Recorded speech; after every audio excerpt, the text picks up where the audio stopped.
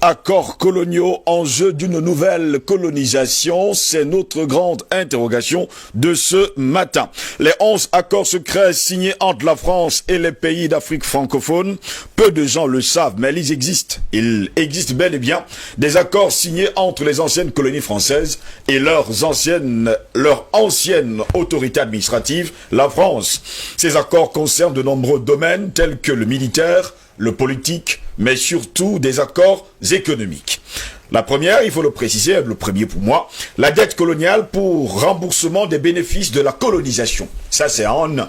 On parle bien sûr, les États nouvellement indépendants doivent rembourser le coût des infrastructures construites par la France pendant la colonisation. Voici le premier accord. Deuxième accord, la confiscation automatique des réserves financières nationales. Les pays africains doivent déposer leurs réserves financières auprès de la Banque de France. Ainsi, la France garde, entre guillemets, les réserves financières de 14 pays africains depuis 1961.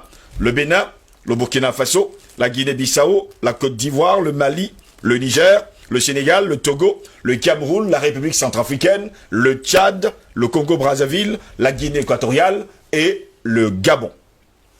Ainsi, la gouvernance des politiques monétaires reste asynchrone et incomplète du fait qu'elles sont pilotées directement par le gouvernement français sans aucun lien avec les autorités financières des pays tels que la CEMAC ou encore la CEDEAO. Ainsi, du fait des conditions qui lient les banques des zones économiques et financières, elles sont obligées de garder 65% de leurs réserves de change dans un compte d'opération tenu par le Trésor français, ainsi que 20% supplémentaires afin de couvrir les risques financiers. De plus, les banques des zones CFA imposent une limite de crédit à chaque pays membre équivalent à 20% des recettes d'État de l'année N-1, bien que la BEAC ou encore la BCEAO ont des possibilités de retrait supérieures auprès du Trésor français. Ces retraits doivent faire l'objet de l'accord du Trésor français. Sans cet accord, eh bien, ils ne peuvent pas renflouer leur caisse. Messieurs, la décision finale revient donc au Trésor français qui a lui-même investi les réserves des pays africains sur la place boursière parisienne. En d'autres mots, 80% des réserves financières africaines sont déposées sur un compte d'opération contrôlé par l'administration française. Les deux banques de la zone CFA sont africaines de par leur nom, mais ne décident aucune des politiques monétaires par elles-mêmes. Pire encore, les pays eux-mêmes ne savent même pas quelle est la part de réserves financières qui leur appartient en groupe ou individuellement en tant que pays, mais détenus par l'administration du Trésor français. Les gains issus des investissements de ces fonds du Trésor français sont censés être rajoutés à la cagnotte africaine, mais aucun compte n'est donné là-dessus aux banques, ni même aux pays membres. Seul un groupe limité à 6 administrateurs du Trésor français ont connaissance des montants du compte d'opération, du lieu d'investissement, des sommes. Les banques centrales africaines n'ont pas accès à ces informations, déclarait d'ailleurs il y a plusieurs années le docteur Gary K. Bush. 500 milliards de dollars des caisses africaines du Trésor français, on estime maintenant que la France détient, il faut le dire, 500 milliards de dollars auprès de son trésor. Elle est donc prête à tout afin de combattre toute personne qui cherchera à faire la lumière sur le côté obscur de ce vieil empire.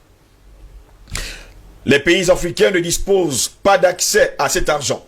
La France, on va le préciser également, leur permet d'accéder à seulement 15% de l'argent chaque année. Si elles ont besoin de plus que cela, ils doivent emprunter de l'argent supplémentaire à partir de leur propre 65% du Trésor français à des taux commerciaux.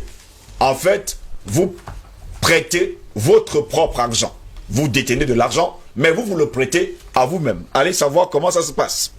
De plus, la France impose un plafond sur le montant de l'argent que les pays peuvent emprunter dans leurs réserves. Le plafond est fixé à 20% de leurs recettes publiques de l'année précédente. Eh bien, si les pays africains ont besoin d'emprunter plus de 20% de leur propre argent, la France dispose d'un droit de veto. La grande interrogation, c'est pourquoi? Numéro 3. Le droit de premier refus sur toute ressource brute ou naturelle découverte dans le pays. Eh bien, la France a le premier droit d'achat des ressources naturelles de la terre de ses ex-colonies. Ce n'est qu'après que la France ait dit « je ne suis pas intéressé » que les pays africains sont autorisés à chercher d'autres partenaires. Allez savoir. 4. Priorité aux intérêts et aux entreprises françaises dans les marchés publics et appels d'offres publics. Eh bien, dans l'attribution des marchés publics, les entreprises françaises ont la priorité sur l'attribution, même si les pays africains peuvent obtenir un meilleur rapport qualité-prix ailleurs. En conséquence, dans la plupart des ex-colonies françaises, tous les leviers économiques des pays sont entre les mains des expatriés français. Je vous prends un cas. En Côte d'Ivoire, par exemple, les entreprises françaises possèdent et contrôlent tous les grands services publics. Eau, électricité, téléphonie mobile, transport, port et les grandes banques. C'est la même chose dans le commerce, la construction et l'agriculture.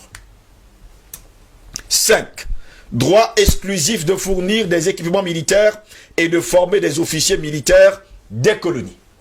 Eh bien, grâce à un système sophistiqué de bourses, de subventions et des accords de défense attachés au pacte colonial, les Africains doivent envoyer leurs officiers supérieurs en formation, vous avez bien compris, en France. Si je continue, ça va être encore plus compliqué que ça.